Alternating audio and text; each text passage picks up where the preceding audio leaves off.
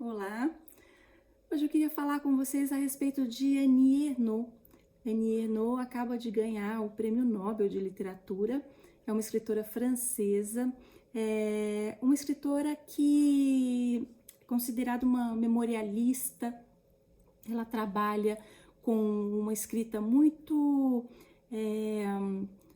própria, porque ela fala desse eu, né? Ela revisita as suas memórias, o seu passado, a sua história. Só que ela faz isso na narrativa, ela mescla com uma facilidade o íntimo, o extremamente íntimo, com os fatos coletivos, sociais, a história política, né? Então, é como se ela colocasse as transformações de um eu marcado por acontecimentos de foro íntimo, né? Junto com as transformações sociais, né? De cunho coletivo. E ela costura isso, só que ela não protege o íntimo, né? Ela não esconde, ela coloca o íntimo na frente do tecido social. É como se a gente fizesse uma analogia entre as roupas íntimas, né? A lingerie, as peças que você não revela em público, e o que você veste para se proteger né, na vida, no mundo exterior, né? É como se ela invertesse, né, ou colocasse tudo no mesmo nível, todas essas peças. Então ela mostra a intimidade com grande honestidade, com grande tranquilidade, né? E mostra o peso a importância desses fatos íntimos, da mesma forma que os fatos, com o mesmo peso de grandes fatos históricos. Então ela vai falar de uma infância ali do pós-guerra, de como ela criança percebia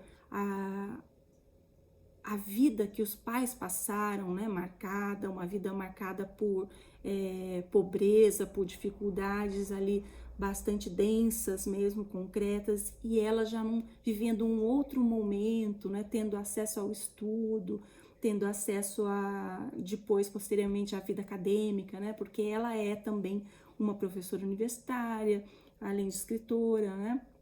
Então, essas questões de classe, essas questões de fazer parte de um espaço novo, do qual a sua família, né, ao qual a sua família, a sua história não tem acesso, tá?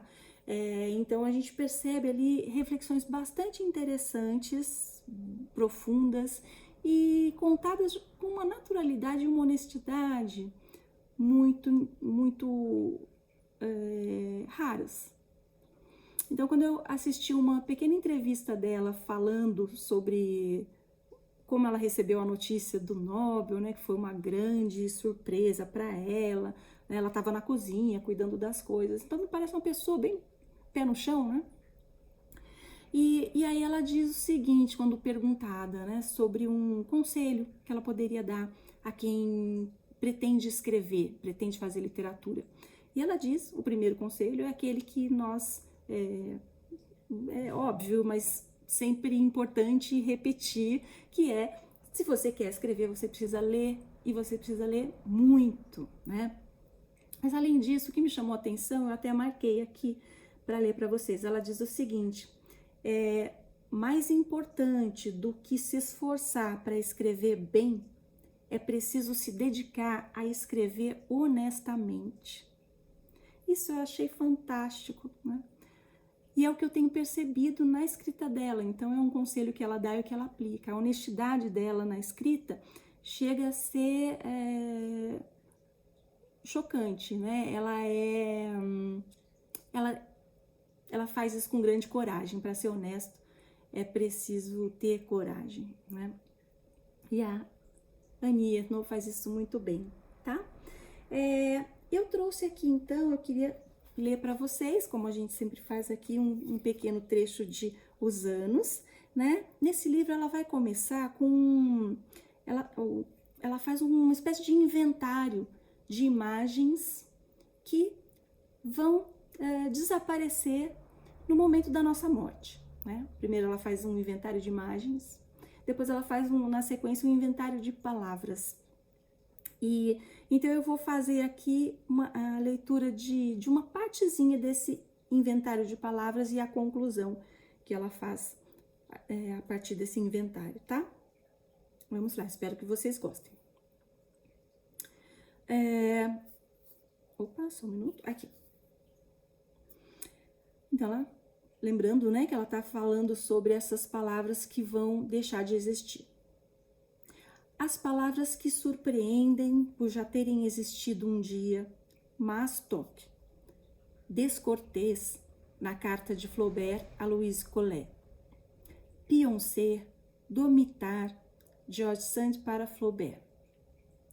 O latim, o inglês, o russo aprendido em 6 meses por causa de um soviético. Já não restava mais nada, apenas das vidania e a тебя люблю, хорошо? Até logo, eu te amo, está bem? O que é o casamento?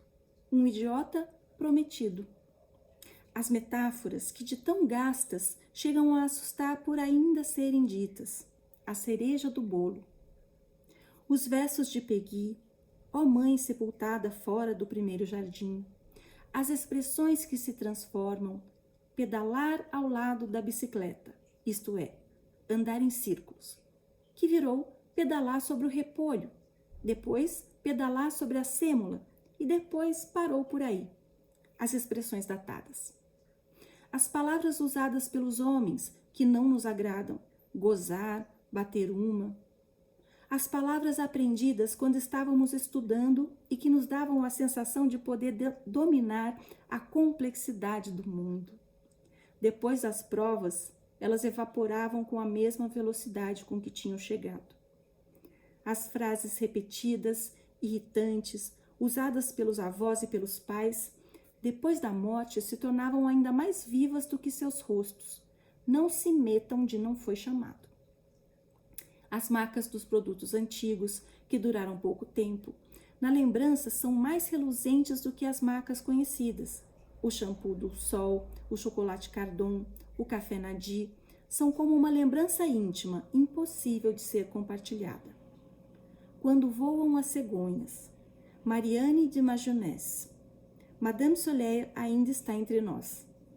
O mundo precisa acreditar em verdade transcendente. Tudo vai se apagar em um segundo. O vocabulário acumulado, do berço ao leito final, será eliminado.